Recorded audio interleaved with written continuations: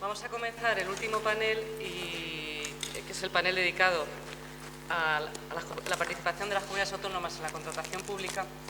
Y me vais a permitir que mi medio minuto, porque voy a ser inflexible en el tiempo, lo digo ya, espero que no tenga que repetirlo, que el medio minuto de presentación lo haga no tanto a los ponentes, que son los responsables de contratación de 4 comunidades, Castilla-La Mancha, Cataluña, Extremadura y Galicia, y que están ahí pues, por un bagaje que tienen atrás, no tanto presentar a los ponentes, si me disculpáis, quizás la confianza que tenemos, sino un poco el sentido de este panel.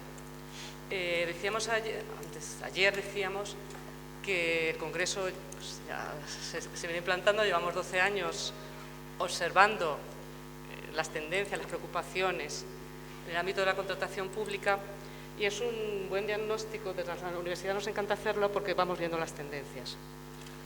Si hay una cuestión que yo creo que está retomando una importante fuerza, es la relativa a plantearnos si realmente las comunidades autónomas se sienten cómodas o hasta qué punto, cómo hay que fortalecer los mecanismos de gobernanza en un sistema de contratación pues, que nos afecta a todos con una impronta europea, pero que también al final tiene que plantarse en el territorio. No voy a decir que las comunidades autónomas, las actividades del observatorio os hayamos tenido descuidadas. Yo creo que bueno, me dicen que sí, pero no es la primera vez que participa Macarena, por ejemplo, en la actividad. Efectivamente. Y, por ejemplo, la cuestión del ámbito de salud, que es competencia autonómica, es algo que nos tiene bastante preocupados, sino desde ayer. Lo que sí es más novedoso es pues, dotar en el Congreso un espacio propio, una visión mucho más sistemática de las comunidades autónomas. Y estas palabras son para justificar por qué. Porque esta vez hemos optado en vez de integrarnos en distintas mesas, que os integrábamos, sino porque hemos reservado un espacio propio a oír la voz, si me permitís, de manera un poco coloquial, de las comunidades autónomas. No se puede negar que hay una situación, bueno, los datos están ahí, que esto ya viene de atrás, la importancia cuantitativa, creo que lo sabrá mejor la presidenta de la Euriscon, que ahora viene, pues creo un 35% en valor económico, el número de contratos será mucho más seguro, pero también, más de lo cualitativo, lo cuantitativo, porque ayer en la ponencia inaugural nos recordaban, se marcaban, que esto de la contratación pública no es otra cosa, sino que servir a los ciudadanos, la gestión de los servicios públicos es autonómica, y ahí hay un bagaje y una experiencia que siempre hemos tenido a bien escuchar. Pero además de esto, que siempre ha estado ahí, creo que no se puede negar que hay cierta situación de conflicto, y es un hecho objetivo, pues las comisiones bilaterales pues, se están conformando. No quiero hablar de semilla de la discordia, como se ha dicho antes, ni mucho menos porque hemos venido a un congreso y esto es la universidad, sino intentar ser constructivos. Y estoy seguro que lo vamos a ser, y quizás sea un momento oportuno para reflexionar si aquellos mecanismos, aquella parte de la ley de contrato del sector público que tanto nos ha preocupado con tantas cosas, tantos deberes teníamos, pues ahora hay que empezar a cuestionar, a debatir, a reflexionar sobre la parte de gobernanza, que es otro pilar importante cuando entre en vigor. Bien, simplemente decir que les agradezco muchísimo que me lo hayan puesto tan fácil, que sea siempre que los llamemos y vengan, y son muy generosos porque parte de las ideas que se van a surtir no vienen improvisadas, tienen precedidas de un importante encuentro, el primer encuentro autonómico sobre contratación pública, y creo que lo he dicho bien, que dentro de la colaboración entre la Junta de Comunidades y la Universidad de Castilla-La Mancha pues se celebró en Toledo y estuvimos muy contentos de haberos podido acoger. Bueno, pues sin más, porque si luego pido moderación, tengo que moderarme yo misma, pues en primer lugar pues, le cedo la palabra a Macarena Saiz Ramos, Secretaria General de Hacienda y Administraciones Públicas de la Junta de Comunidades de Castilla-La Mancha. Sí, ¿me oís bien? Bueno, pues buenos días.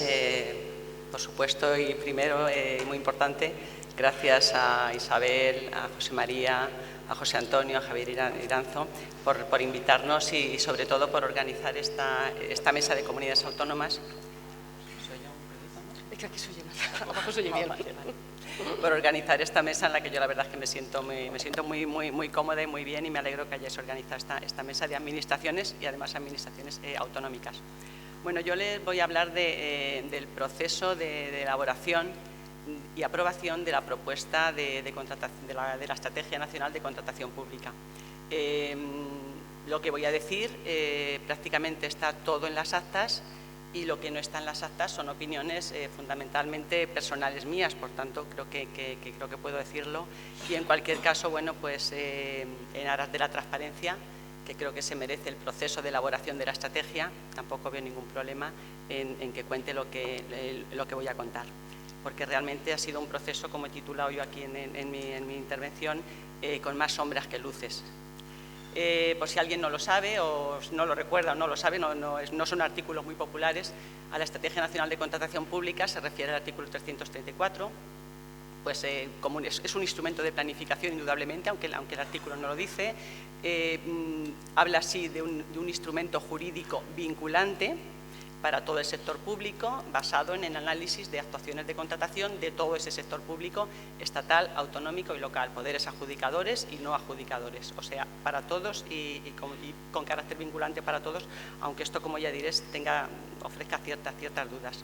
En lo que aquí me interesa destacar, la aprobación de la propuesta corresponde claramente a la OIRESCON, la aprobación de la estrategia, quiero decir, pero la elaboración de la propuesta corresponde al Comité de Cooperación en materia de contratación.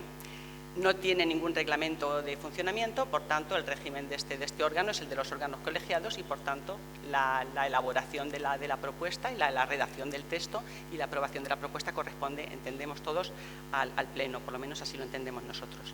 Este es un órgano de cooperación interadministrativa, regido, por tanto, por los principios de la Ley 40/2015. Está presidido por el Director General de Patrimonio, compuesto por 26 miembros, de los cuales 5 representan a la Administración estatal y 17 comunidades autónomas y Ceuta y Melilla representan, digamos, a la parte autonómica. Diré en varias ocasiones parte estatal y parte autonómica porque yo he tenido la sensación de estar en una negociación casi como con los sindicatos. O sea que así digamos que abrevío un poquito. También hay un representante de las entidades locales y la presidencia de la OIRESCON como vocal con voz pero sin voto. En este proceso, para mí, lo más destacable es cómo hemos trabajado las comunidades autónomas. O sea, cómo nosotros nos hemos puesto de acuerdo, cómo hemos sido capaces de llegar a un texto conjunto, cediendo, respetando siempre las opiniones del otro. Y en este sentido, la estrategia, este proceso sí es disruptivo, sí es moderno, sí ha sido proactivo y sí ha sido, desde luego, muy enriquecedor. Y sobre todo para mí, el trabajar con las personas que tengo aquí ha sido absolutamente enriquecedor y, con independencia del resultado, a mí ya me ha compensado y me ha merecido la pena. El texto que finalmente salga, hay muchas reticencias y mucho silencio sobre el estado actual del proceso, por tanto, pese a las reivindicaciones que hemos hecho, no tenemos noticias del estado actual del proceso, y lo está diciendo una vocal del Pleno. Eso ya lo dejo ahí también. Bueno, pues pese a esto, el texto que salga, ya les digo que no es ni el mejor texto, ni probablemente el que necesitemos. No creo que sea un texto realmente bueno. Lo que sí les puedo garantizar es que es mucho mejor que el primer, que el segundo y que el tercer borrador que se han presentado. Y gracias en parte o en gran parte a las comunidades autónomas. El verdadero problema de esto ha sido pues que desde el principio pues la parte estatal, yo lo dije ya en la primera reunión, no sé en base a qué título, pero ha considerado que la redacción del texto le correspondía a ellos. Por tanto, pese a nuestra insistencia en hablar de la metodología de trabajo como punto inicial y en establecer cómo se redacta el texto, cómo repartimos las materias, cómo lo hacemos, eso ni se ha cuestionado ni nos han dado opción de ningún tipo. O sea, el texto lo ha ido redactando la parte estatal, con algunas observaciones nuestras y tal, que son a las que ahora me referiré, pero en cualquier caso ya digo que el proceso sí que ha sido novedoso porque nosotros sí que hemos trabajado muy unidos y muy bien. Voy a comentarles ahora los principales hitos, los principales puntos de este proceso. La primera mención a la estrategia está en un acta de una reunión celebrada en 2020, en octubre de 2020. Aquí ya se pone de manifiesto la prisa que corre elaborar la estrategia, pese a que tenía que estar ya aprobada en el plazo máximo de 9 meses desde la publicación. O sea, en agosto, como mucho agosto de 2018, ya tenía que estar aprobada la estrategia. Y ahora ya empiezo con la primera reunión nuestra. El primer borrador de la Estrategia Nacional de Contratación se presenta en la reunión que nos convocaron el 11 de julio de 2022. Lo primero que se pone de manifiesto es la enorme prisa que corre tener elaborado un texto y aprobado una estrategia, porque forma parte, es uno de los hitos del componente 11 del PRTR, del Plan de Recuperación, Transformación y Resiliencia. Yo en esta reunión, cuando me tocó, porque hay un riguroso orden de intervenciones en estas reuniones, entonces cuando le tocó a Castilla-La Mancha, pues yo la verdad tampoco pensé que corría ningún tipo de riesgo por decir lo que pensaba, porque además consideraba que era mi obligación y mi responsabilidad, para eso estaba ahí. Entonces lo que yo ya dije es que me parecía un texto absolutamente generalista, programático, que estaba muy mal redactado, muy mal estructurado, lleno de incoherencias y de contradicciones. O sea, el texto era verdaderamente malo y no puedo decirlo de otra manera. Las prisas que corriesen no debían ser incompatibles, ni mucho menos con el verdadero ejercicio de reflexión que requiere un documento de este tipo, con un horizonte temporal de 4 años y en el que estamos implicadas, pues eso, muchas administraciones y todo el sector público, porque repito que es vinculante para todos.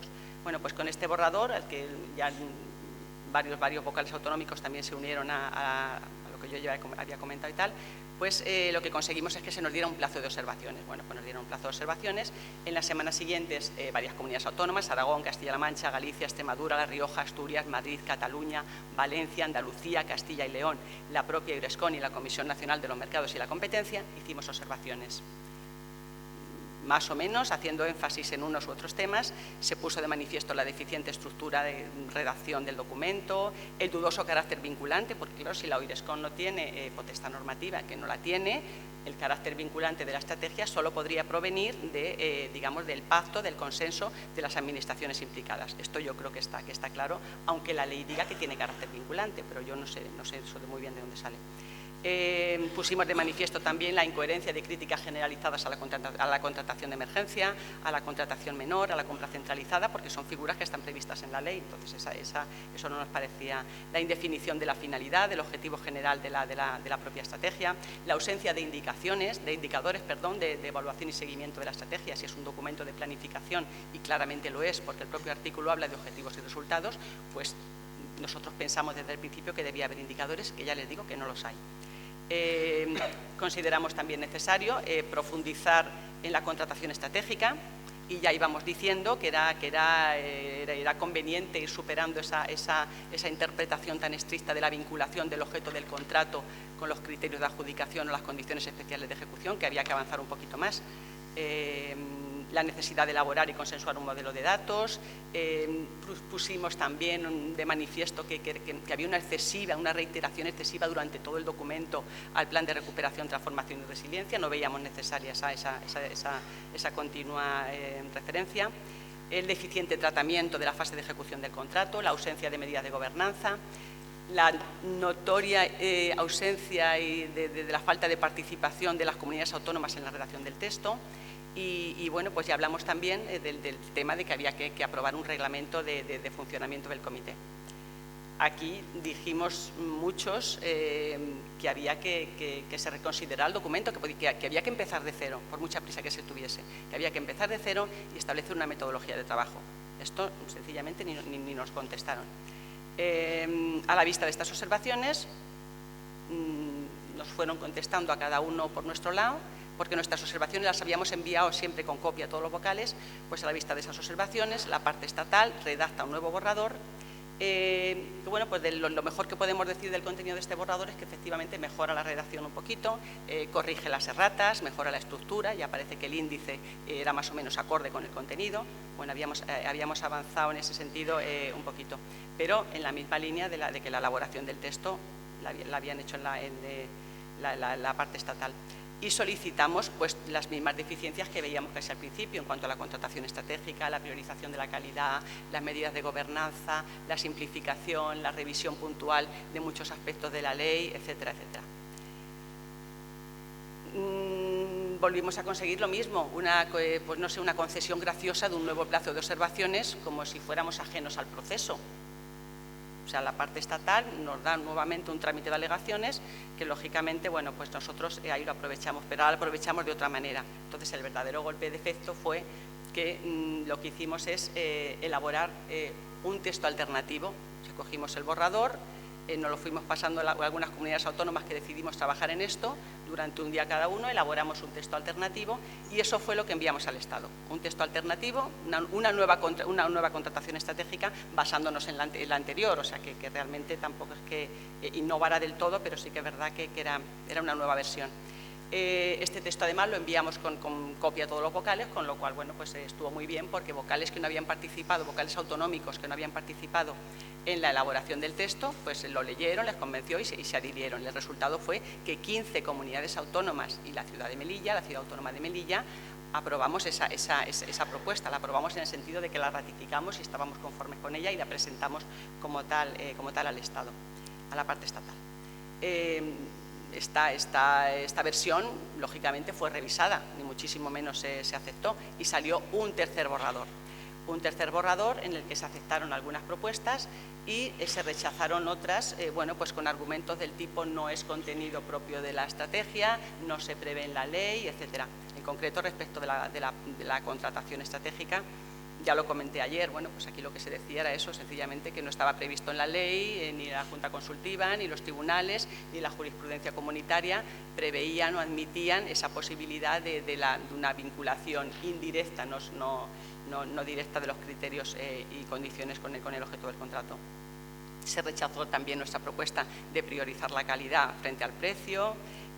Por supuesto, la aprobación del reglamento de desarrollo de la ley, la modificación de la ley, el reglamento de funcionamiento del comité. En fin, estábamos en ese sentido un poco en el mismo sitio. Volvimos a manifestar bueno, que nuestro objetivo era trabajar de otra manera, desde un plano de igualdad, de una forma más colaborativa, no desde la coordinación, sino desde la cooperación. Y en esta reunión lo que sí hicimos en esta reunión, bueno, pues ya presentamos como una especie de manifiesto para que quedara constancia en acta de cuál era nuestra posición respecto al proceso y la forma de trabajar y respecto a los contenidos. Y uno por uno fuimos diciendo cuál era el contenido mínimo e irrenunciable que queríamos o que creíamos que debía constar en la Estrategia Nacional de Contratación Pública. Básicamente los que ya he venido comentando, salvo alguno que, bueno, que puntualmente pues se admitió. Aquí se convocó una reunión de forma express con tantos defectos formales que realmente bueno, pues se terminó sin ningún tipo de acuerdo para el 5 de diciembre. Esa reunión casi que ni cuenta, pero bueno, está ahí su acta. La estrategia se aprobó finalmente con algunos de nuestros contenidos irrenunciables el 12 de diciembre, la propuesta, perdón, se aprobó el 12 de diciembre de 2022. Esa era la propuesta que por consenso teórico aprobaba el Pleno del Comité para enviarlo a la UIESCON. Y aquí tengo alguna serie de las aportaciones fundamentales que yo creo que hemos hecho nosotros al documento final que ha salido.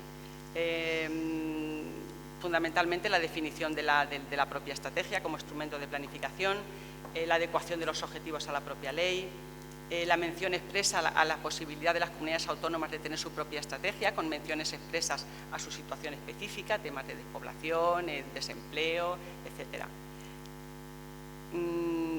La concordancia que debía tener este documento con los objetivos europeos, referencias a las comunidades autónomas y ciudades autónomas que no aparecían en los textos iniciales, la consideración del Pleno del Comité como órgano de seguimiento y evaluación de la estrategia y no solo de las secciones, el tema de profundizar el tema de la profesionalización, dentro del objetivo de la eficiencia económica, incluir la eficiencia administrativa con la agilización de los procedimientos, la simplificación, la introducción de algún objetivo y actuaciones relacionados con la mejora de la ejecución contractual, el uso generalizado de la contratación electrónica y luego, bueno, pues se nos quedaron en el tintero, en la parte general se incluyó algún tema con lo de la contratación estratégica,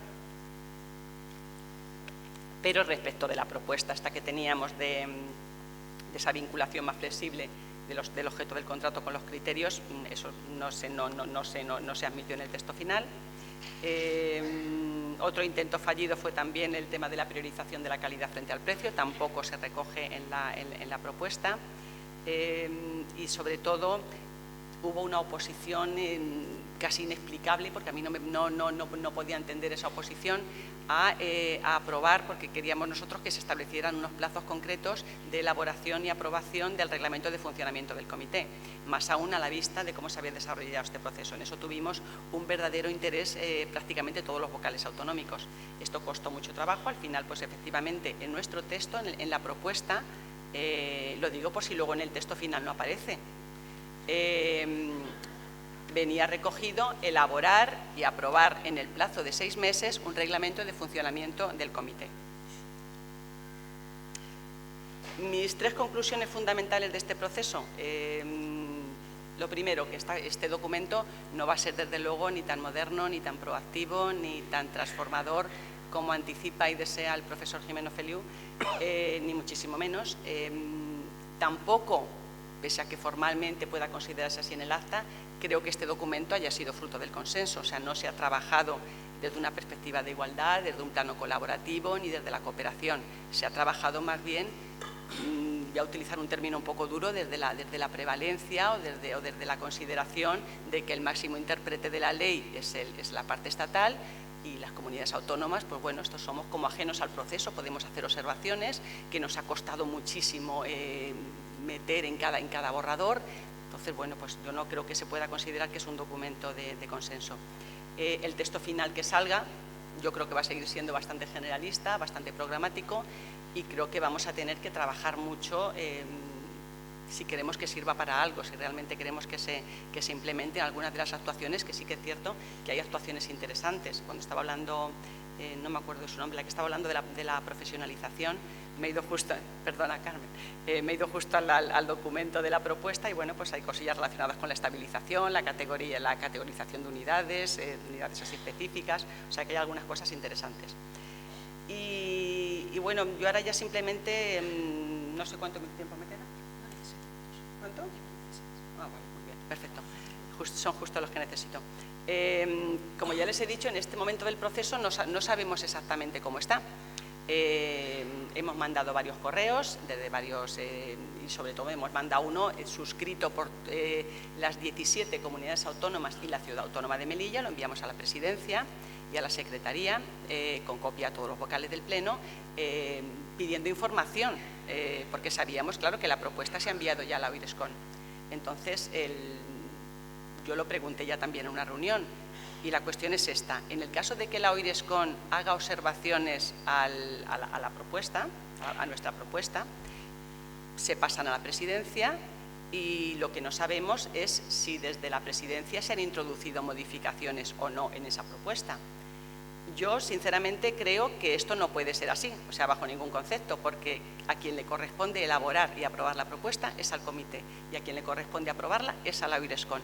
Si la OIRESCON hace observaciones al texto a través de la Presidencia, lo suyo es que el texto se vuelva al Pleno y se valoren esas observaciones, que seguramente serían estupendas y ajustadísimas, y se hubieran aprobado, se hubieran metido.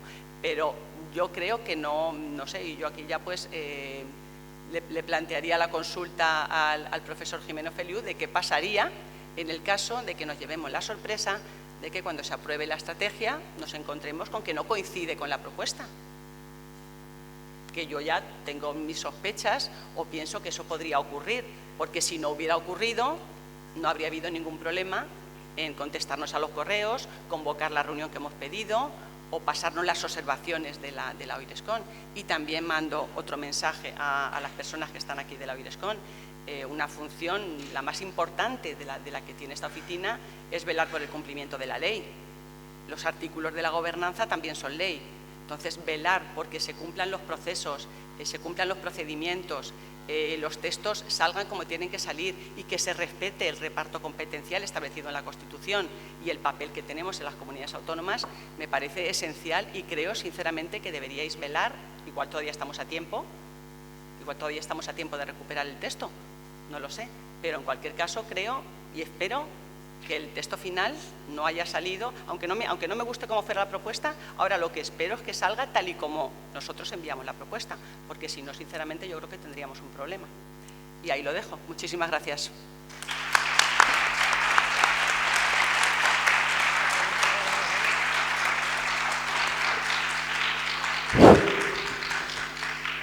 Muchas gracias, Macarena, por enmarcar bien el procedimiento de elaboración y sus claves. Y ahora pues tengo el placer de pasarle la palabra a Neus Colet, que es directora... ¿No? ¿Se lo pasamos a Jesús? Vale, pues a Jesús. Pues, pero el placer también de pasarle la palabra a Jesús Oitaben, que es director general de Evaluación y Reforma Administrativa de la Xunta de Galicia. Bueno, muchas gracias. En primer lugar, a la Universidad y a la organización de este congreso. Yo creo que es muy oportuno que las comunidades autónomas hablemos. Si se fijan en nuestra indumentaria, hay diferentes colores políticos, azules, rojos y otros colores. Creo que es una fortuna que 15 comunidades autónomas y una ciudad se hayan puesto de acuerdo en un tema que es trascendente y que, en mi opinión, no tiene nada que ver con la política ni con los colores políticos, tiene que ver con la gestión del día a día. La ventaja de hablar justo después de la academia, al finalizar un debate tan fructífero, es que esto nos permite que florezca la herejía. Y yo lo que voy a hacer es precisamente hablarles de unas cuantas herejías. Y para llegar a la primera necesito poner métrica. Datos de Oriescom: el 36,57% de la contratación en España, 96.000 millones de euros, casi 99.000, corresponde al sector público autonómico, 35.417 millones de euros. En número de expedientes, el 30% lo gestionan las comunidades autónomas. Aquí no está en la contratación menor. Quiero que sepan que, por ejemplo, el servicio de salud de la Comunidad Autónoma de la Xunta de Galicia, en contratación menor, pues tiene 130.000 expedientes. Esto es común en todas las comunidades autónomas. ¿Y cómo contrata el sector público autonómico y cómo contrata el sector público estatal? Pues yo he traído dos ejemplos, no son extremos para nada. Uno es la contratación por parte de la Administración General del Estado, Ministerio de Cultura, de un edificio para la sede de la Biblioteca Nodal de Orense, que se adjudicó en el año 2004 y cuya acta de recepción es del 31 de febrero de 2019. 15 años para construir un edificio. Y la otra cara de la moneda, es la concesión de servicios de comedores escolares en centros públicos no universitarios de Castilla-La Mancha para los cursos 21-22, 22-23, importe de licitación, el anterior, el importe de licitación eran 15 millones. El importe de licitación son 52 millones de euros en 33 lotes. La resolución del anuncio de licitación es del 2 del 4 del año 2021 y la resolución de adjudicación es del 18 del 8 del 2021. Tramitación, 4 meses. ¿Y por qué sucede esto?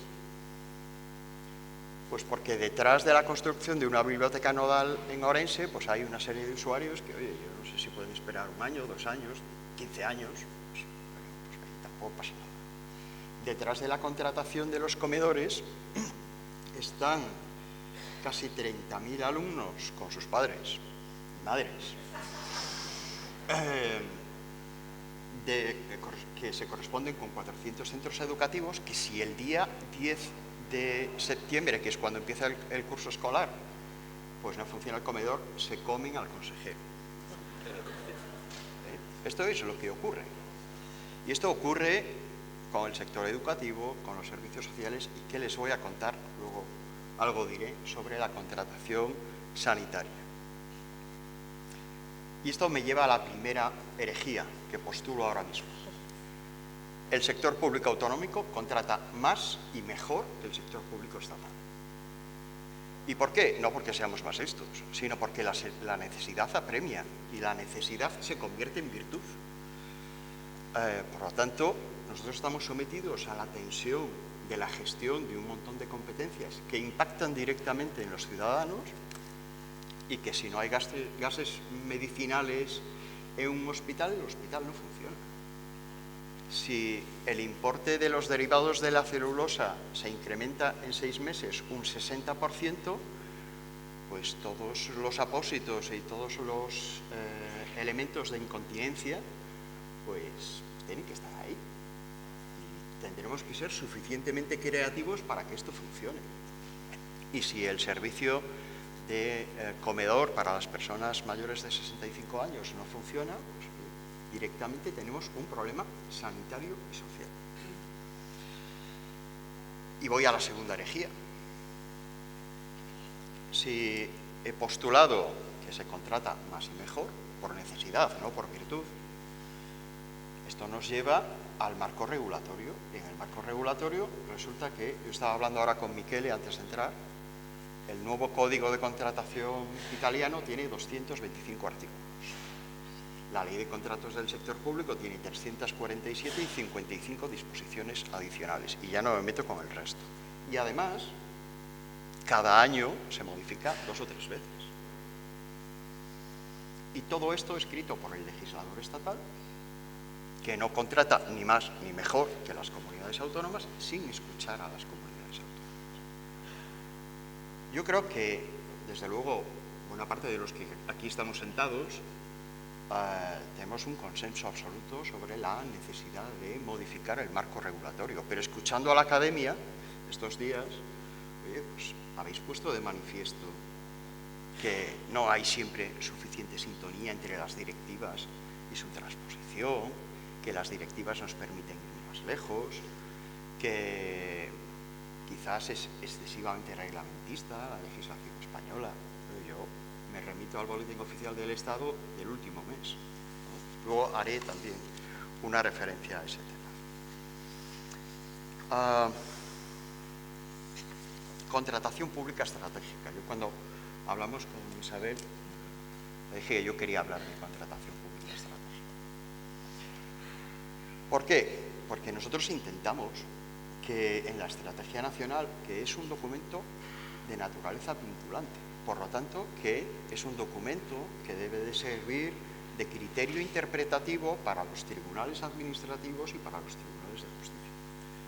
Yo intenté que se metiese el desacoplamiento entre el objeto y las condiciones estratégicas de contratación, porque me parece evidente.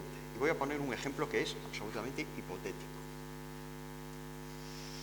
Si Castilla-León, Castilla-La Mancha, Asturias o Galicia sacan a licitación la contratación del servicio de transporte escolar,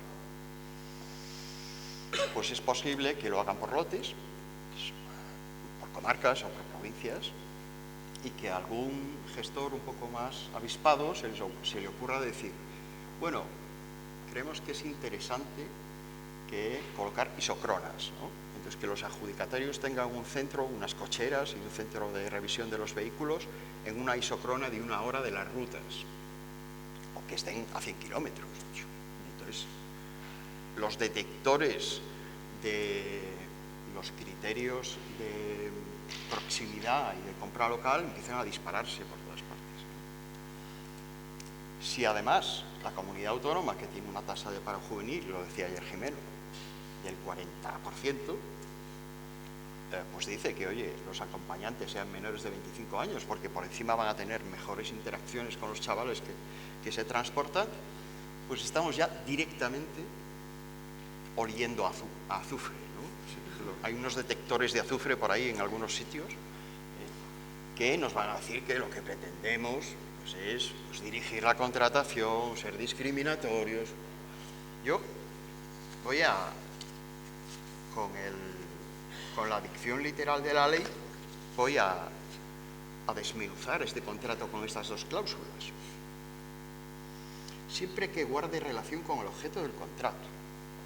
Hombre, claro, es que la contratación del servicio de transporte escolar no se hace en Devonshire ni en Silesia, se hace en Castilla-La Mancha, en Castilla-León. Y por lo tanto, el deambular de las rutas, que sean sinuosas o no, que se dirijan a colegios donde hay 30 alumnos o no, eso es muy importante. Por lo tanto, el territorio es importante. El tejido productivo que existe en ese territorio es tan importante como el territorio. No es lo mismo contratar en la Comunidad Autónoma de Madrid que contratar en la Comunidad Autónoma de Galicia, de Extremadura, de Castilla-La Mancha. Si además tuviésemos la fortuna de adjudicarle esto a los 9 lotes, imaginemos, a National Express, que es un gran gigante del transporte público, pues veríamos que esto al cabo de 3 meses no funcionaba. A lo mejor habríamos obtenido un precio perfecto, pero esto no funciona, porque las rutas son muy complicadas y porque la gente y los niños y hay que llegar y hay que hacer frente a un montón de problemáticas. Por lo tanto, se cumple la convicción de que su inclusión proporciona una mejor relación calidad-precio, medida en términos de resultado. Y ya el último, se cumple una mayor y mejor eficiencia en la utilización de fondos públicos. Pues si el resultado de la contratación fuese que adjudicamos a National Express, tendríamos 300 empresas de transporte escolar o de transporte discrecional en la comunidad autónoma X o Y, directamente en concurso de acreedores, con un montón de personas en el paro, y eso es lo menos eficiente que existe. Eso es lo menos eficiente. Por lo tanto, cuando hablamos de compra de proximidad, las comunidades autónomas no pretendemos introducir elementos discriminatorios.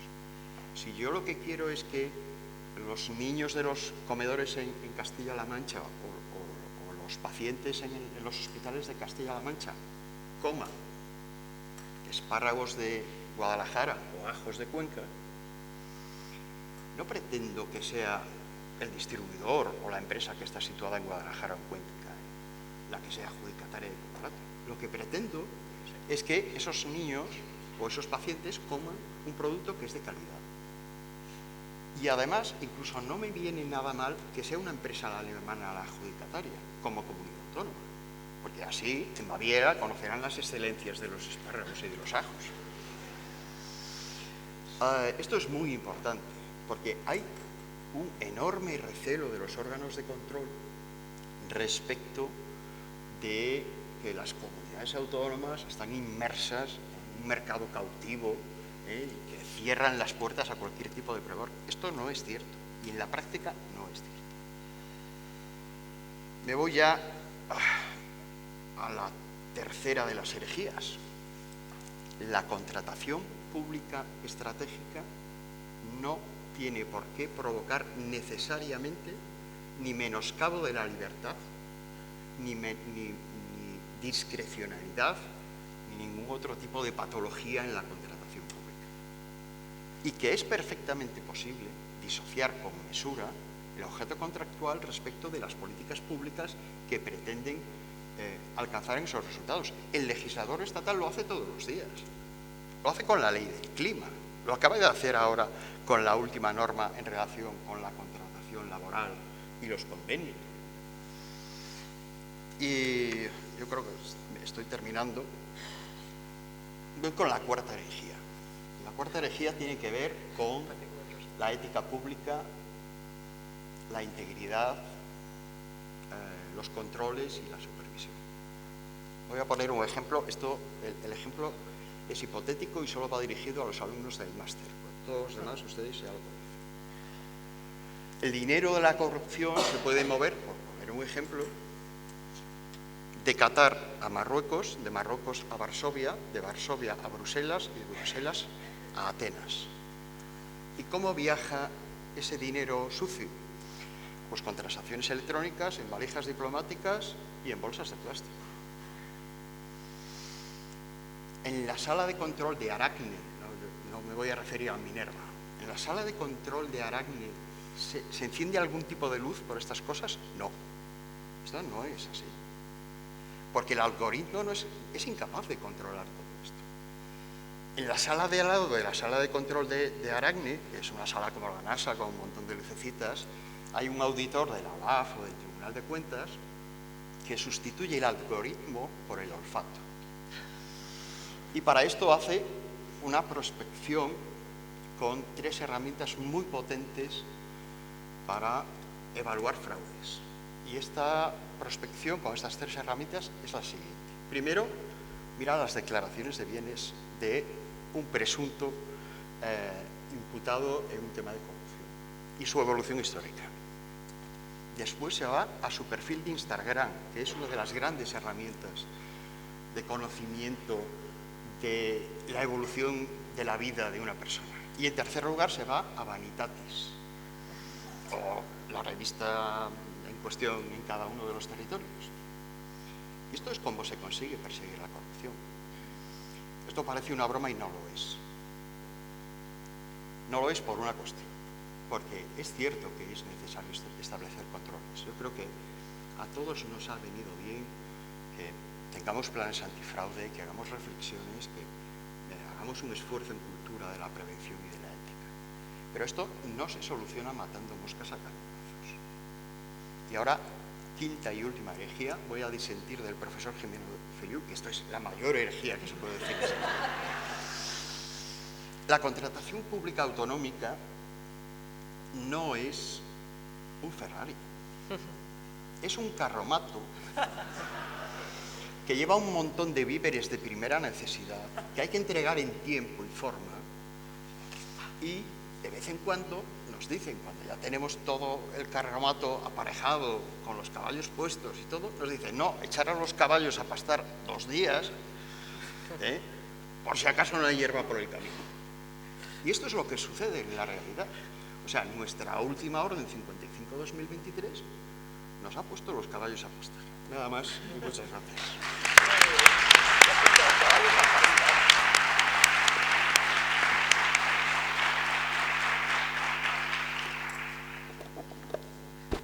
Muchas gracias, Jesús, por tu sugerente intervención. Nosotros hacemos herejías, lo que pasa, hacemos tesis, hipótesis, pero también a veces de cuando somos un poquito herejes. Ahora sí, creo que cedo la palabra a Neus Colet, que es directora general de Contratación Pública de Cataluña. Sí. Muchísimas gracias, Isabel. A sumarme, efectivamente, a los agradecimientos por haber planteado. ¿Hola? Ahora sí. Bien. En primer lugar, sumarme a los agradecimientos de mis compañeros, sobre todo por haber pensado en un panel enfocado a los problemas con los que nos encontramos las comunidades autónomas. Felicitar en todo caso a todos los organizadores una vez más de estas jornadas y un placer como siempre estar aquí. Para mí también es un honor estar en este panel, hoy además porque me sumo absolutamente a los planteamientos de mis compañeros de otras comunidades autónomas en valorar positivamente, muy positivamente, de todo este proceso que muy bien ha explicado Macarena y que no sabemos cómo acabará, valorar positivamente la capacidad que han demostrado las comunidades autónomas de trabajar en red y de ser capaces de, evidentemente, como decíamos antes, por encima de ningún tipo de diferencia ideológica o territorial, sobre todo pensando en un bien común técnico, mayoritariamente, unos objetivos de carácter eminentemente de mejora técnica. Yo también estoy convencida que hay que poner en valor que las comunidades autónomas hoy por hoy son el nivel de administración pública junto con las entidades locales con una actividad de contratación con mayor incidencia en la ciudadanía, y eso conlleva una serie de características y de notas que ni nosotros ni por supuesto el legislador deberíamos obviar. Y además creo firmemente que hay que poner remedio a estos planteamientos que deberían estar, entiendo yo, superados, de cooperación, de no cooperación, sino de coordinación vertical hacia una cooperación horizontal de forma institucional y sobre todo basada en la confianza entre las instituciones. Insisto, por el bien general a la hora de conseguir objetivos que realmente nos sitúen en un contexto de compra pública estratégica y sobre todo eficiente. Es cierto que desde el Estado, y hemos tenido muestras de ello recientemente, con las comisiones bilaterales a raíz de la aprobación de determinadas normas autonómicas, sobre todo en materia de revisión extraordinaria de precios, se parte generalmente de una interpretación de máximos del alcance de la normativa básica, pero realmente quizás habría que empezar por hacernos todos una pregunta. ¿Hay que asumir una nula posibilidad de desarrollo y de incidir en aspectos procedimentales, por ejemplo, o de incidir en determinadas incidencias de ejecución en los contratos públicos desde las comunidades autónomas? Bien, yo creo que a pesar de las conclusiones de las comisiones bilaterales o de la reciente noticia del recurso estatal contra la Ley de Medidas de la Comunidad Autónoma de Aragón, hay que seguir trabajando en ella porque entiendo que hay margen.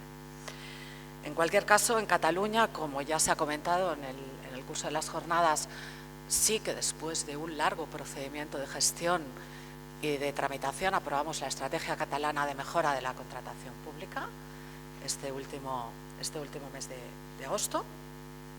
La aprobó el Consejo de Gobierno.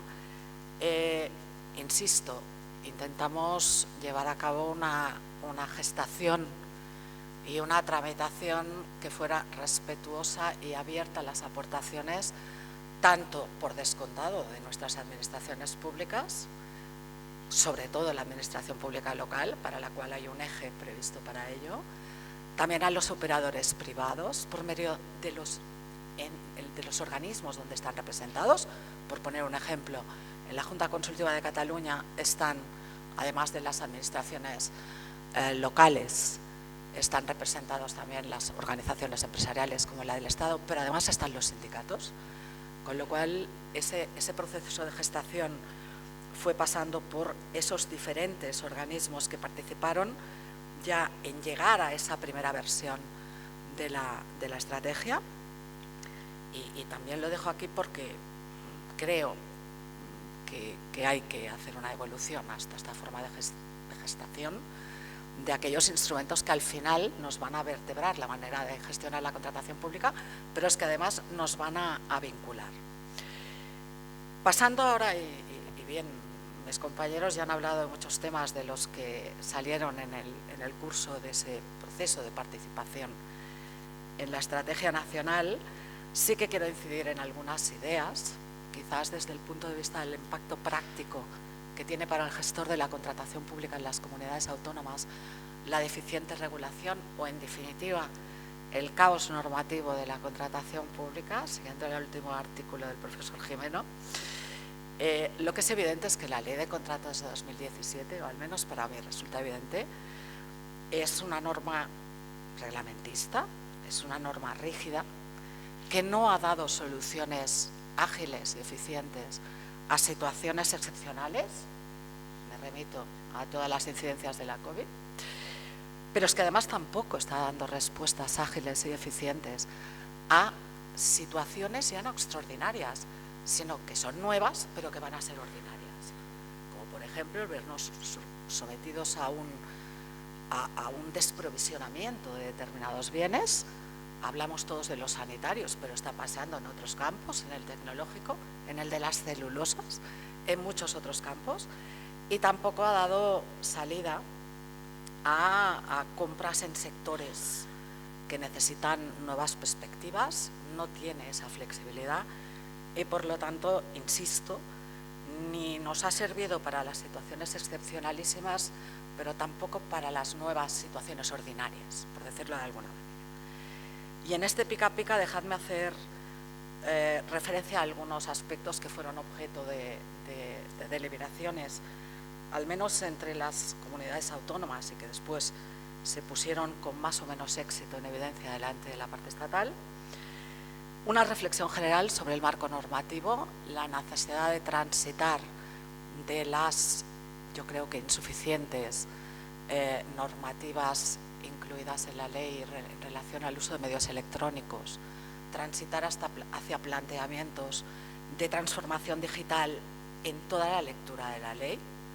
¿Esto quiere decir que no tenemos la posibilidad de hacer una lectura digital de la ley, como alguien planteaba ayer? No, hay la posibilidad, pero obviamente tendríamos mucha más eficiencia y lograríamos el objetivo antes si la ley estuviera diseñada, los procesos estuvieran diseñados bajo la perspectiva de esa tramitación, de esa transición digital.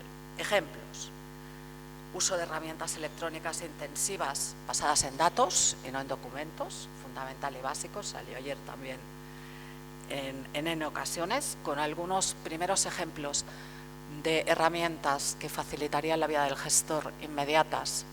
Evaluación con motores de valoración automatizados de las ofertas, posibilidad de que los licitadores utilicen los datos que están en los registros de licitadores para poder formular sus DEUCs de manera más automática, entre otros ejemplos.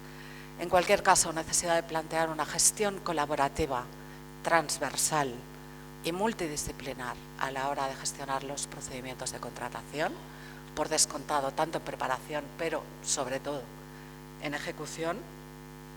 Automatizar el seguimiento de los objetivos en fase de ejecución, es cierto. Para eso hay que poner niveles de calidad de los servicios o KPIs, ¿no? En cualquier caso, hay que ir ahí, no hay más. Y hay que poderlo automatizar y facilitar a ese responsable del contrato ese seguimiento en cualquier caso. Herramientas de seguimiento proactivo de licitaciones y de concurrencias. Ser capaces de evaluar las causas por las cuales determinados procedimientos, determinada configuración de los objetos contractuales tienen más o menos interés para los diferentes mercados. Sin olvidar, y sigo en el marco de transición digital, que hay aspectos de las directivas comunitarias que no han sido objeto de transposición y que por lo tanto entiendo que por el esquema de distribución competencial no debería haber ningún problema en regularlo por parte de las comunidades autónomas. Ejemplo paradigmático, los catálogos electrónicos, que por descontado a la práctica suponen una pieza clave para poder aterrizar con garantías, por ejemplo, los sistemas dinámicos de adquisición.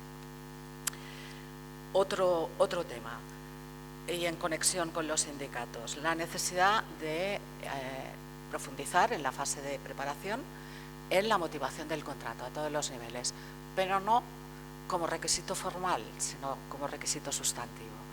Obligar a poner objetivos, determinar las funciones del responsable del contrato en relación a esos objetivos, a los objetivos inicialmente fijados como la necesidad a cubrir del contrato y en cualquier caso con informes finales de autoevaluación que permitan, entre otras cosas, la rendición de cuentas, no tanto la fiscalización formal, sino la rendición de cuentas o capacidad de evaluar la aplicación del gasto.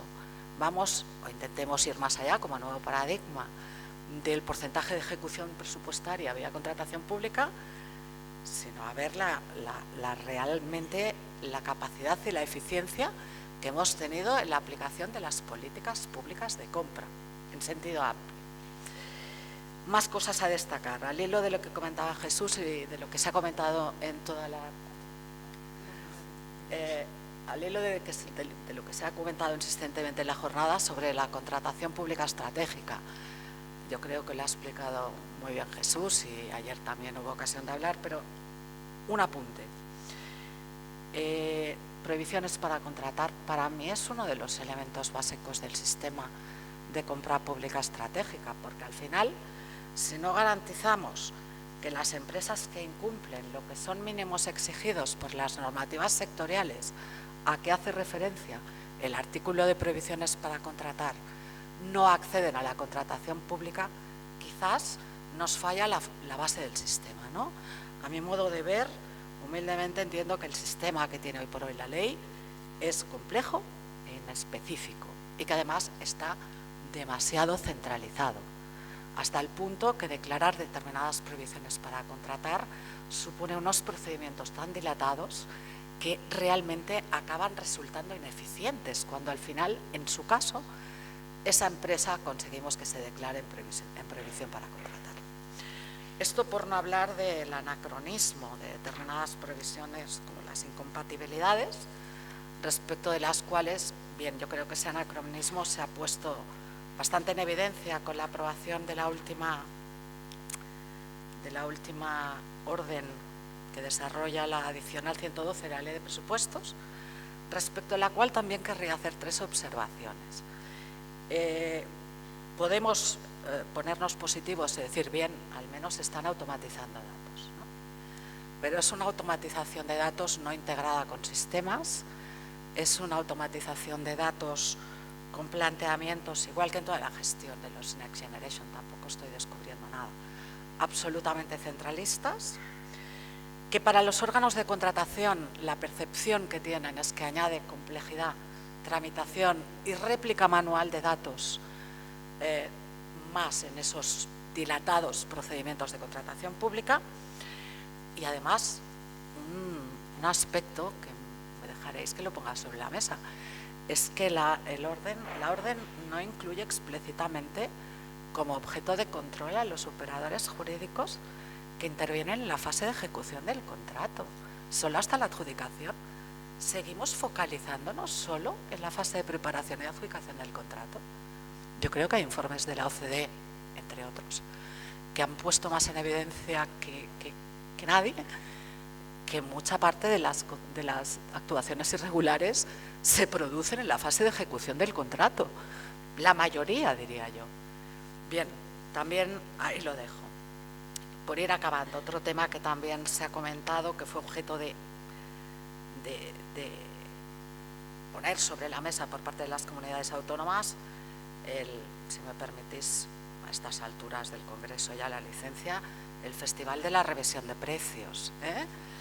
Quiero decir, claro, podemos hacer un resumen rápido de situación pospandemia, inflación exponencial, quiebra de las cadenas de suministros, inviabilidad de muchos de los contratos, el esquema normativo de la ley, a diferencia de lo que hace la directiva, el 205, y los artículos en general que regulan la modificación, dejan aparte en derecho español lo que es la revisión de precios.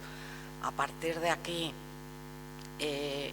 tenemos además una normativa de contratación que desde la ley de desindexación reduce prácticamente a lo mínimo la posibilidad de ese reequilibrio económico que al final supone la revisión de precios. Ante esta situación, el legislador estatal regula una revisión extraordinaria solo para obras, solo en determinados materiales y en porcentajes a partir de un determinado umbral. Ese Real Decreto Ley, como sabéis, ha sido objeto de sucesivas modificaciones por la cantidad de problemas interpretativos que se han ido suscitando. Algunas comunidades autónomas deciden regular por su lado. A todo esto, el Real Decreto, en un planteamiento un tanto exótico, todo y ser normativa básica, tampoco es vinculante directamente, sino que requiere la adhesión de las comunidades autónomas, digo exótica por no decir otra cosa. A partir de aquí, N informes de los órganos consultivos, no solo de los del Estado. Las comunidades autónomas tenemos juntas, tenemos tribunales, tenemos consejos consultivos, en los cuales básicamente hay quien defiende y quien no la posibilidad de aplicación del 205, hay quien defiende y quien no la posibilidad de aplicación de principios generales del derecho contractual como el riesgo imprevisible o la rebus sic stantibus, y algún pronunciamiento jurisdiccional que ha admitido la utilización del 205 para modificar precios a la baja, ergo también hubiera podido servir para modificarlos a la alza.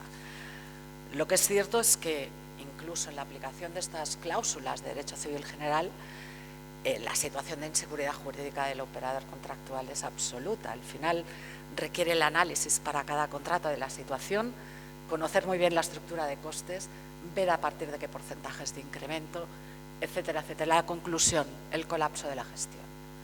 El colapso de la gestión ante la inviabilidad de determinados contratos de primera necesidad, con incidencia en la prestación de bienes y servicios a la ciudadanía, que han llevado a la necesidad de resolución de algunos contratos, determinación de prórrogas forzosas, sin tener muy claro tampoco los efectos de esas prórrogas, en qué condiciones económicas y técnicas, y en algunos casos derivar en situaciones más patológicas, como algunas situaciones de contratación irregular. En nuestro entorno también se ha dicho, tanto el derecho portugués como también en la legislación italiana se han hecho opciones más flexibles en este sentido. Todo esto se puso encima de la mesa también con ocasión de la elaboración de la estrategia nacional. Y para acabar, solo decir que entiendo que solo con estos pequeños ejemplos de cómo están las cosas, con la de fondos comunitarios que tenemos por ejecutar, bajo mi, entiendo que nuestro también punto de vista, no contar con ese marco jurídico estable, flexible y y de alguna manera que genere confianza a las dos partes del contrato, pues es un escenario no muy saludable para el desarrollo eficiente de la colaboración público-privada. Muchas gracias.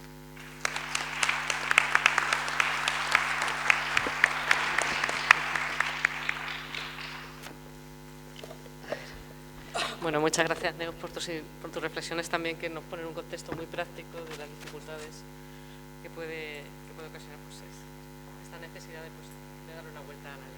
Acabamos la última intervención. También cedo muy gustosa la palabra a Juan Pedro León, que es director general de Patrimonio y Contratación Centralizada de la Junta de Extremadura.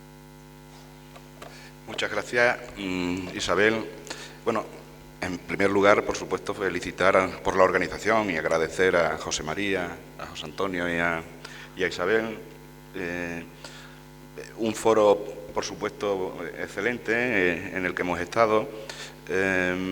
Hemos aprendido, creo, en algún caso hemos visto cómo nos enseñaban, hemos analizado, nos hemos quejado, hemos recogido guantes o se han recogido guantes. Incluso se han lanzado herejías, a costa de José María. En realidad hemos estado, por lo menos los días que yo personalmente he estado por aquí, hemos estado como en casa, y también soy consciente de que soy el último interviniente antes de la clausura, con lo cual de mí yo creo que se espera que sea breve, se espera también que evite la desocupación de la sala que se ha empezado a producir hace breves instantes y que por lo menos entregue a la clausura, a la presidenta de la OIRESCON, suficiente público para que alguien pueda escuchar lo que dice. Entonces voy a intentar ser muy breve. Voy a reiterar alguna cuestión de las que se ha dicho, porque bueno, forma parte de la participación de las comunidades autónomas. Estamos en ese entorno de contratación del 40% del total de la contratación estatal, y no es la cifra lo importante, sino que es el aspecto cualitativo. Es verdad que, como bien han dicho mis compañeros, las comunidades autónomas, también la administración local, están en esa primera línea de batalla y son los primeros proveedores de servicios públicos, son quienes gestionan realmente los servicios a la ciudadanía, y entonces esa contratación pública se convierte en una contratación mucho más importante, por decirlo de alguna manera, pero por lo menos sí más decisiva para las necesidades muchas veces primarias, ¿no?, de la población.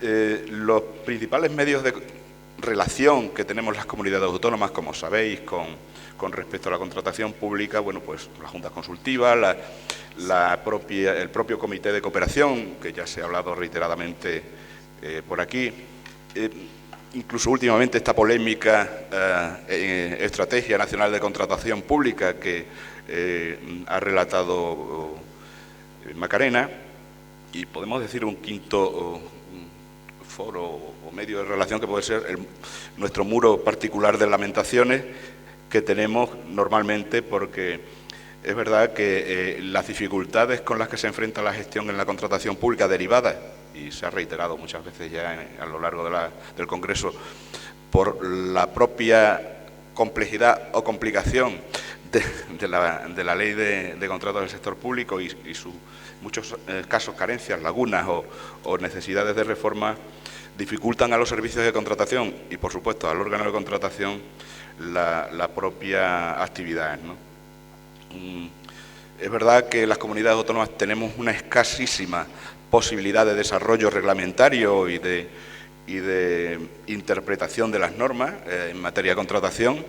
La propia ley de contrato del sector público, que aparentemente debería ser una ley de base, una ley muy reglamentista, ya lo hemos reiterado también y se ha venido hablando, necesitaríamos que efectivamente fuera una ley de base y que las comunidades autónomas tuvieran cierto margen de desarrollo, pero también creo, y Jesús lo ha apuntado, que hay alguna otra carencia, como es en el tema sanitario. Necesitamos un título para la contratación sanitaria. Andan los profesionales de la contratación sanitaria al filo de la navaja muchas veces, o una ley específica, pero sí es verdad que hay muchas complicaciones en materia de contratación sanitaria. La pandemia, como dice el NEU, ha puesto en evidencia muchísimas carencias, pero bueno, vamos a las patentes, vamos a las cuestiones que todos sabemos que es complicado también en la determinación del precio. También hace falta que haya una apuesta o un tratamiento valiente y específico para la contratación pública vinculada a la despoblación. Al margen del color, como dice mi compañero Jesús, de las corbatas que traemos cada uno hoy, es verdad que muchos territorios de España están amenazados por la despoblación y hay una estrategia, unas directrices europeas para la lucha contra la despoblación y por el reto demográfico que estamos asumiendo las comunidades autónomas, que nos sentimos amenazadas por ese riesgo, ¿no?, de despoblación. La contratación pública puede hacer mucho, como sabemos, por evitar esa despoblación, por sostener la población en el territorio, porque, entre otras cosas, la contratación pública, como sabemos, es generadora de actividades económicas y si hay algo que es útil para luchar contra la despoblación económica es la actividad económica. Los pequeños pueblos no tienen empresas y las que tienen son muy pequeñas y la contratación podría hacer algún guiño, algún gesto para que este desafío, que es un desafío propuesto incluso por Europa, fuera más efectivo, ¿no? De todas formas, quiero centrar la atención en esto, pero también en la calidad en la contratación. Hoy hemos estado oyendo hablar de la calidad en la contratación. Fundamentalmente se ha hablado de la calidad en la contratación en la ejecución. Yo quería dar una pequeña pincelada de la calidad en la contratación desde el punto de vista de la preparación del contrato, de la fase previa, que también algo se ha apuntado y en algunos casos ayer también se hizo alguna referencia al valor. José María también en su intervención habló algo de la relación calidad-precio, del valor del contrato en contraposición con el precio y en el equilibrio que habría que guardar, ¿no? En la propia Estrategia Nacional de Contratación, pues estuvimos empeñados en que tuviera más protagonismo. Al final no pudo ser, pero bueno, creo que no pierde el protagonismo la calidad,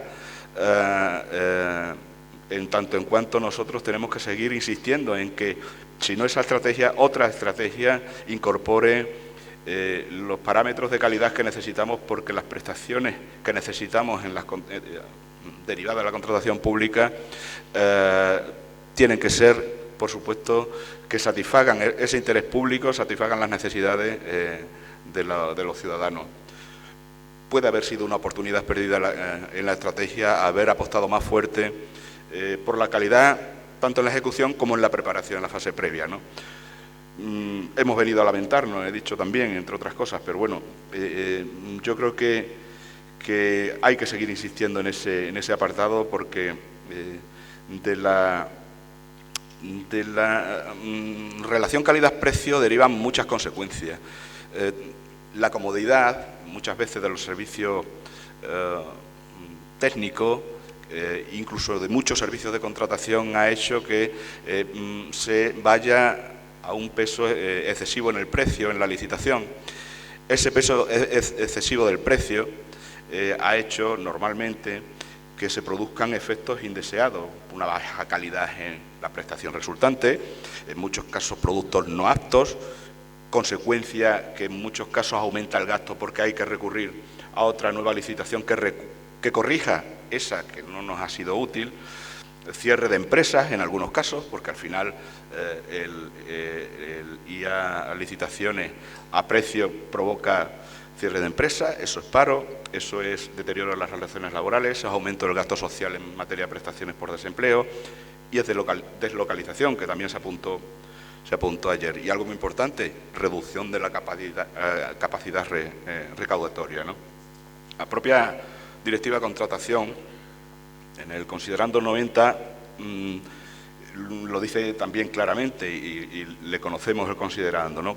Cuando dice que debería establecerse explícitamente que la oferta económicamente más ventajosa debería evaluarse sobre la base de la mejor relación calidad-precio, y además señala que para fomentar una mayor orientación hacia la calidad de la contratación pública, los Estados miembros deben estar autorizados a prohibir o restringir el uso solo del precio o del coste para valorar la oferta económicamente más ventajosa.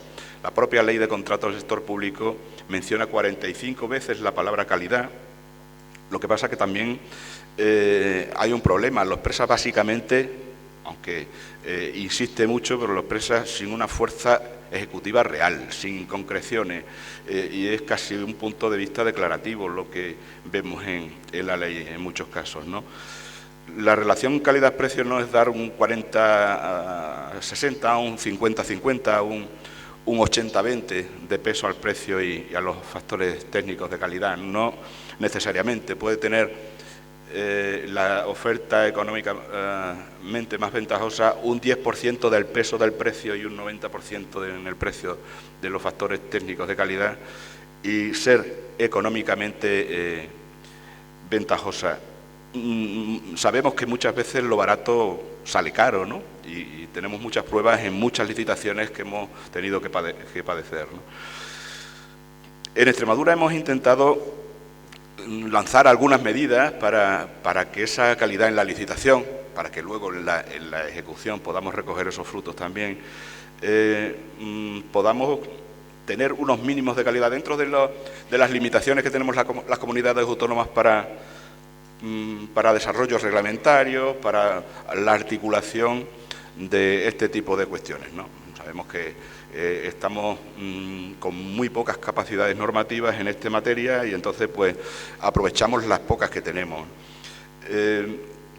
Hemos recientemente, bueno, hace ya un año prácticamente, sacado un decreto ley que se llama Decreto Ley de Calidad en la Contratación para la Reactivación Económica. Venía derivado de la crisis que había provocado el COVID, la crisis económica que pues, nos había hundido en muchos de las variables económicas y necesitábamos reactivarnos. De hecho, el propio Gobierno de España sacó sus reales decretos ley para la reactivación económica, salieron no sé si 10 o 12, y las comunidades autónomas también sacamos nuestras medidas en muchos ámbitos, en el ámbito tributario, en el ámbito presupuestario. También en el ámbito de contratación, en los márgenes que teníamos, sacamos nuestro propio decreto ley.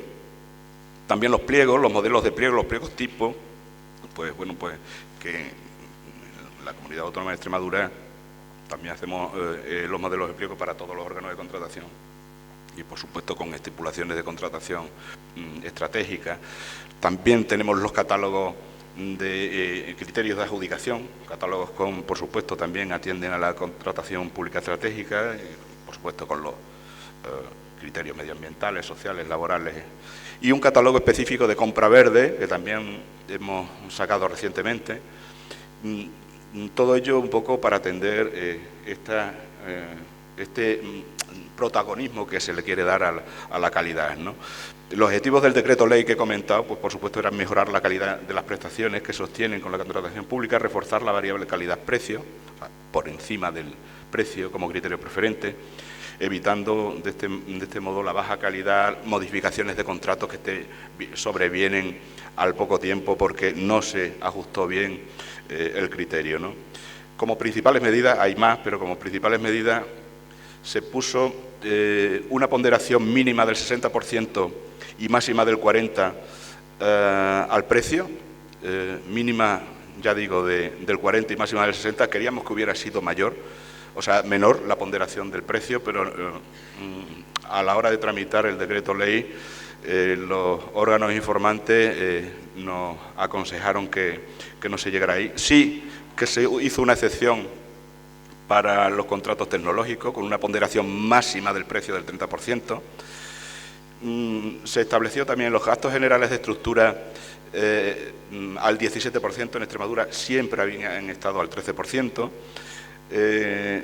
Se da la posibilidad de aplicar umbrales de saciedad con la reducción progresiva en la valoración de las ofertas, se acotan los márgenes de anormalidad con el fin de evitar las bajas temerarias. Se establece que no se pueda valorar las reducciones de plazo como un criterio de calidad. Se podrán valorar como otra cosa, pero no como criterio de calidad, porque, entre otras cosas, cuando se pide rápidamente una cosa, es posible que no salga bien, ¿no? Entonces, esto ha sido también ese criterio fruto del consenso con los operadores económicos, con los servicios de contratación, los servicios técnicos, que todos entendían que era un contrasentido establecer como calidad una reducción del plazo, ¿no? Y bueno, también establecer unos umbrales mínimos de calidad en las ofertas y una regulación específica para los contratos de tecnología de la información a través de un sistema de cálculo del precio, de perfiles tecnológicos y la obligatoriedad de las revisiones de establecer revisiones de precios en todos los pliegos a partir de la entrada en vigor de ese decreto ley en los contratos de obra.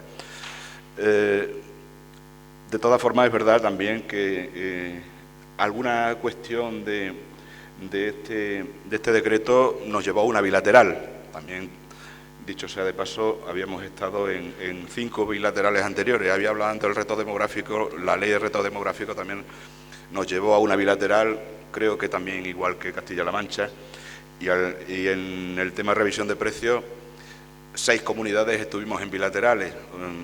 Unas pactamos, otras no pactaron, la mayoría pactaron, pero también es verdad que atendía unas necesidades muy puntuales.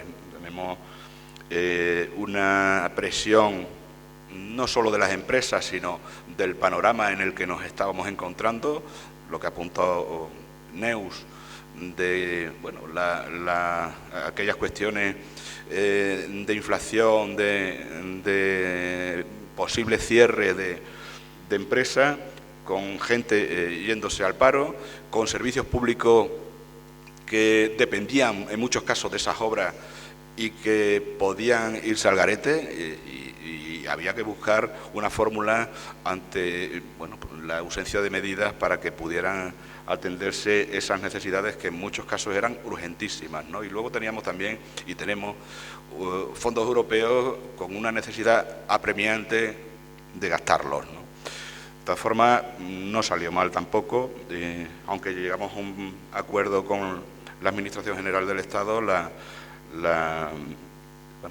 situación no quedó mal. Y bueno, como he prometido no hablar mucho, dos cuestiones de última. Como conclusión, decir que la contratación pública, esto es una obviedad, debe ser estratégica, por muchas resistencias que haya, que es un instrumento de dinamización económica, lo he dicho, que la calidad en la contratación es rentable, siempre va a ser rentable, la calidad debe ser un reflejo, real y decisivo, tanto a nivel práctico y técnico, no solo un enunciado teórico, y que algo que hemos reiterado, yo creo, todos, que es que la participación efectiva de las comunidades autónomas en la elaboración normativa también de las estrategias en materia de contratación mejora y enriquece notablemente la contratación pública, porque somos, como dije al principio, los gestores de los servicios públicos y, por supuesto, no ya por el volumen, sino por la tipología de servicios públicos que gestionamos. Y lo más importante, necesitamos un cambio del marco normativo. La última pincelada, insistir en el papel tan importante que tiene la contratación pública de cara al reto demográfico. Habría que buscar soluciones. Nosotros hemos planteado algunas propuestas.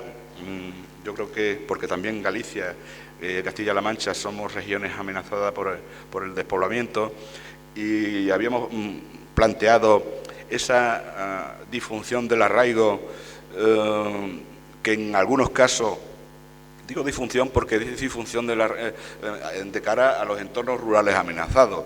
Los entornos rurales amenazados deberían tener esa excepción al arraigo, pero es verdad que las normas de competencia son europeas y es en Europa que se contradice, que por un lado nos lanza el reto demográfico y por otro lado nos corta las posibilidades de que bueno, pues ese reto tenga éxito, ¿no?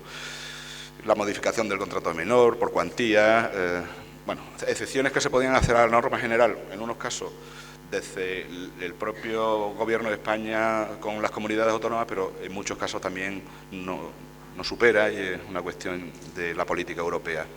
De momento nada más y gracias.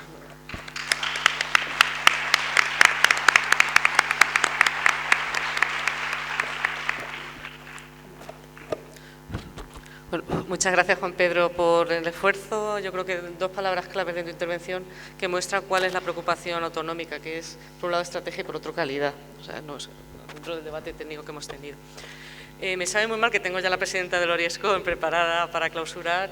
Ha conseguido mantener el auditorio, pero no me resisto, no sé, a abrir un turno de preguntas que tiene que ser brevísimo y además lanzar al auditorio, porque esta mesa ha sido tan peculiar que además se han formulado alguna pregunta, además creo que incluso una alusión directa al profesor Gimeno. Entonces me permito reformularla. Gracias. Por alusiones, creo que ha sido una mesa magnífica y estoy de acuerdo con lo que comentan de que las comunidades autónomas son un referente en la gestión de la contratación pública porque descansan las principales competencias. Metería también administraciones locales, grandes ayuntamientos que tienen ahí todos los servicios dirigidos a la ciudadanía. Y lo que decía ayer, no nos olvidemos de las personas.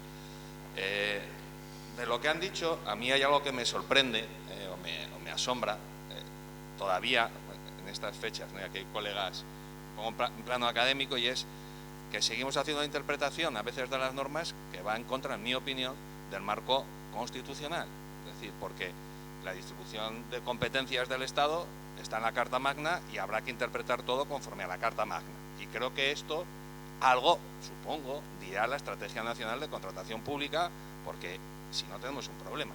Es decir, ¿cómo se articula una Estrategia Nacional de Contratación Pública en un mapa de distribución de poder como el que tenemos?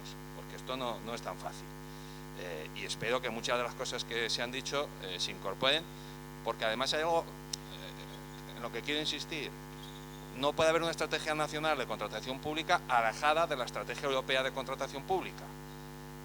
No vaya a ser que digamos cosas diferentes de lo que diga Italia, Alemania, o de lo que mencionaba del acuerdo de consejos de primeros ministros de octubre, donde dijo hacia dónde tenía que ir la contratación pública y hablaba de inversión, de estrategia y de calidad. Como hagamos una estrategia distinta, yo cuando vaya por Europa me tirarán piedras. Yo no he sido, porque... Y entrando un poco en la pregunta, por no quitar, porque hablará María Luisa y nos podrá dar más pistas, también me quedo un poco sorprendido de lo que ha contado de la tramitación y el debate sobre algo que debería ser fruto del consenso. Yo creo que es muy importante trabajar en lo que son estrategias. Estrategia es dónde vamos. Bueno, si vamos a ir tenemos que ir juntos. Por no ser que otros se van por otro lado. Desde fuera, y me pongo como académico y aquí hay colegas también muy competentes. Si yo me cojo la ley de contratos, dice cómo se hace la estrategia, pero la ley de contratos está en el ordenamiento jurídico. Hay más normas, no solo la ley de contratos. Se le da la competencia para la propuesta al comité de cooperación, la debe aprobar el Oriescon, hasta allí es lo que dice la ley, pero yo estoy un poco sorprendido, igual me lo tenéis que aclarar, si tiene fuerza jurídica vinculante, sea norma, sea planificación, vinculante es vinculante, y fuerza jurídica vinculante, alguien tendrá que aclarar qué es. Yo me cojo la ley de transparencia y el artículo 7 obliga a que haya transparencia del debate y no ha podido participar la sociedad civil, y esto sí que me sorprende que en una estrategia nacional de contratación pública, es decir, que está cerrada, no haya habido información, desde luego con los operadores económicos, que son parte muy importante, pero también con la sociedad civil. En la contratación pública hay tres partes: los poderes adjudicadores, los contratistas y la sociedad civil. Yo, desde luego, hacer una estrategia que venga solo de los poderes adjudicadores, me quedo cuando menos sorprendido. Y además creo que plantea dudas jurídicas no pequeñas, porque si es norma hay que seguir los trámites que hay, tiene que haber una participación ciudadana, y si se aprueba sin esos trámites de la transparencia, pues yo no lo sé si alguien le da por ponerlo en cuestión. Y si no va a tener fuerza jurídica vinculante, entonces incumplimos la ley. Es decir, porque dice, no, va a ser programática. Bueno, entonces ¿para qué hacemos una estrategia? Y si la... No, me ha dejado preocupado Macarena con lo que ha dicho, porque yo pensaba que la tramitación iba a ser distinta. En primer lugar, porque el Comité de Cooperación, y yo estaba cuando se redactó ese precepto, claro, me sorprende lo que cuenta, lo que se buscaba era corregir un problema de coordinación para pasar a cooperación. Y por eso el Comité de Cooperación, la mayoría es de comunidades autónomas. Y en ese es un órgano administrativo, se aplica la Ley 40/2015 de forma clara. Luego el orden del día lo convocará el presidente, que es el que debe decir cuáles son las propuestas, y si hubiese cambios, que no sé lo que ha pasado, como preguntaba, evidentemente tiene que ir al órgano, al pleno, y debatirlo, y en su caso decidir cómo se hace, porque si no, se incumple la Ley 40. Y los procedimientos tienen consecuencias jurídicas, y si no las va a tener, yo es que últimamente digo, voy a probar a mis alumnos ya, porque da igual, dice, no se ha publicado. Dice, si les digo, hay que publicar los trámites, dice, sí, el vicio es de nulidad. Dice, bueno, vamos a... Y ahora me voy a otro extremo. Debatimos mucho, por ejemplo, con los planes urbanísticos, cuando se falta un trámite de participación y tal, ¿cuál es la consecuencia? Nulidad de pleno derecho. Y aquí no, ojo con aprobar una estrategia nacional donde trámites tan importantes como la suficiente transparencia, el suficiente consenso y los efectos no se cumplan, porque acabaremos judicializando y entonces sí, que no sé cómo, no sé si habremos cumplido el hito o no, formalmente sí, pero igual Europa nos llama la atención. Y yo me fijaría también en lo que están haciendo otros países. Lo que contaban de Italia y el código italiano, que obedece a ir una estrategia, al principio de resultados, principio de calidad, principio de que el contrato a medida que se ejecuta si varían los precios se ajustan al alza o al baja en tiempo real. Es que seguimos aplicando soluciones de la legislación del siglo XX, como decía ayer, y hombre, eso está muy desfasado. Y hoy por hoy es fácil buscar soluciones más flexibles.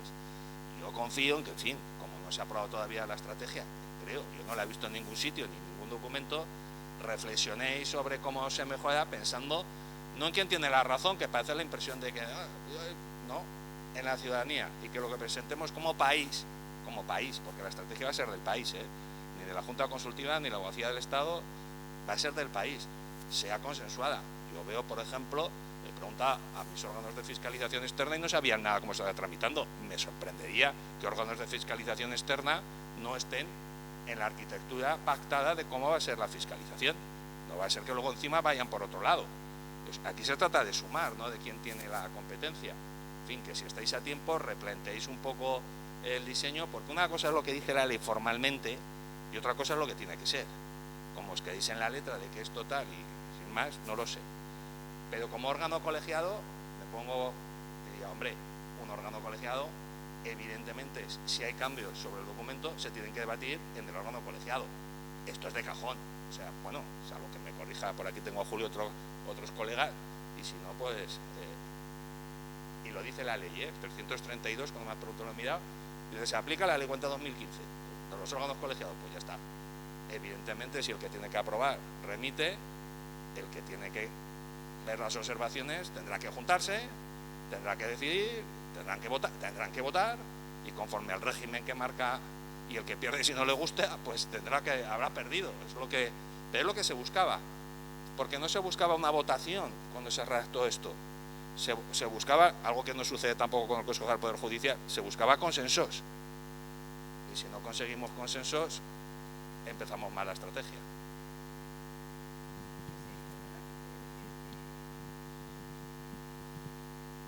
Ese defecto, en el caso de que saliera un texto distinto a la propuesta, porque no haya vuelto al Pleno, sería causa de que nulidad de pleno derecho. A ver, yo me niego a pensar que eso pudiera suceder en un marco de gente tan experta en el consenso, porque, en fin, creo que la respuesta es muy evidente. Si el que tiene la competencia... Ya me has contestado. Si el que tiene la competencia no le dejan ejercer la competencia, que es irrenunciable y forma parte esencial del procedimiento, pues si la pongo una pregunta tipo test a mis alumnos de parte general, yo creo que todos sabéis la respuesta. Pues muchas gracias por las aportaciones. Yo creo que son... Bueno, antes de empezar la conferencia de clausura, por alusiones también, pido la palabra a la presidenta María Luisa. Me voy a contraprogramar. Bienvenida, encantada. No, bueno, primero de todo, felicidades por organizar o por dedicar un espacio de este congreso tan importante, interesante y al que yo personalmente tengo tanto cariño, a las comunidades autónomas. Si alguien se toma la molestia de revisar mi currículum, verá que no es que yo tenga sensibilidad autonómica o sea autonomista, no, yo soy autonómica.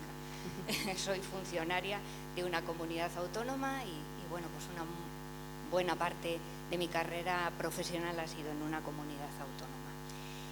Felicidades a todos por las intervenciones que han sido muy sugerentes, con muchas cosas que personalmente comparto y bueno, pues otras en las que a lo mejor no estamos tan de acuerdo. Pero me siento en la obligación de hacer solamente 3 pequeñísimas reflexiones.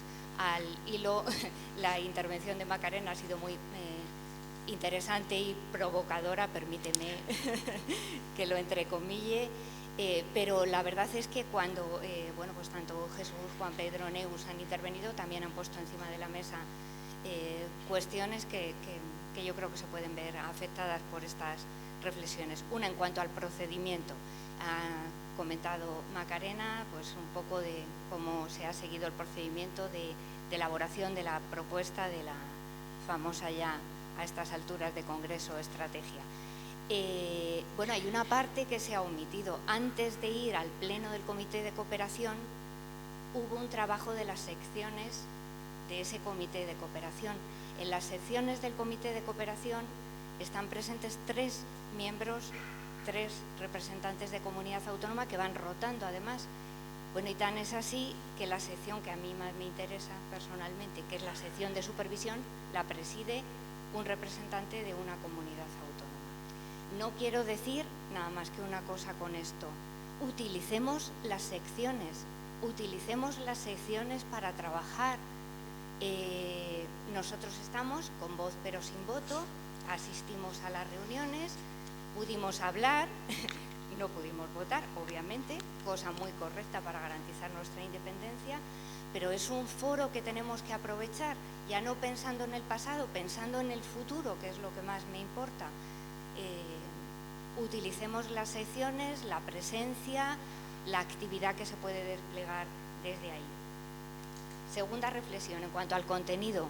Si yo hubiese escrito, María Luisa Araujo, la estrategia, no habría escrito esto. Si la hubiese hecho la OIRESPON, que somos un órgano colegiado, además muy respetuoso con las formas, en nuestro caso, y que se les ocurra decir lo contrario, hecho de patrimonio. No, bueno, somos un órgano colegiado, no es la estrategia que habríamos hecho nosotros, no es la estrategia que habría hecho Castilla-La Mancha, ni Cataluña, ni Galicia, ni Extremadura, ni la FEM. Hay solo un representante, pero representa muchísima contratación, Gonzalo. Bueno, pues vamos a intentar, o esta estrategia es lo que nos ha unido. Vamos a tomárnosla como el punto de partida, no como el punto de llegada.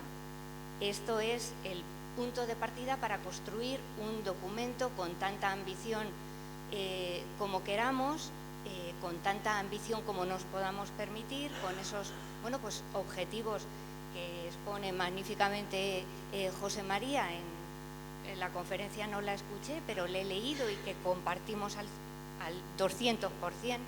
Bueno, vamos a tomárnoslo como un punto de partida, el punto de partida común que hemos podido construir. Y ya la última reflexión es que tenemos mucho camino por delante, tenemos que intentar construir un espacio para el entendimiento y para el diálogo. Y me parece básico, me sabe mal que no estemos todos los que deberíamos estar ahora mismo en esto, en la parte que podamos hacer un papel constructivo nuestra oficina, pues que cuenten todos con nosotros, los de un lado y los de otros, porque esto no ha hecho nada más que empezar, ya no es solo la estrategia, es pues muchas de las cosas que se han dicho sobre los cambios normativos de los que nos enteramos por el BOE, o yo porque lo cuenta Neus, que lo ha leído en el BOE, que nos pasó en Toledo, o porque no vemos que la normativa que aprueba el Estado responda a las necesidades específicas de nuestro territorio, como se ha comentado en temas de revisiones de precios o en temas de prioridad de la calidad o en temas más vinculados a la contratación estratégica. Tenemos muchos negocios a medias y por delante. Entonces, tenemos que intentar encontrar un punto para el diálogo. Y yo, de verdad, soy poco de quejarme, me gusta más resolver. En la medida en la que podamos ser útiles, contad con nosotros y de la misma manera pues se lo traslado a otros miembros de este comité de cooperación para que seamos capaces de cooperar. Y nada, muchas gracias. Bueno, muchas gracias. Pues yo creo que nos quedamos pues, con esta visión constructiva que es la que nos ha traído aquí y, bueno, y gracias a todos por la intervención. Y ahora queda la ponencia de clausura que vamos a hacer sin solución de continuidad. Pasamos de debatiente a ponente. María Luisa, que te tenemos muy explotada, y le pediré a los otros directores de la mesa que suban también aquí a acompañarme. Muchas gracias.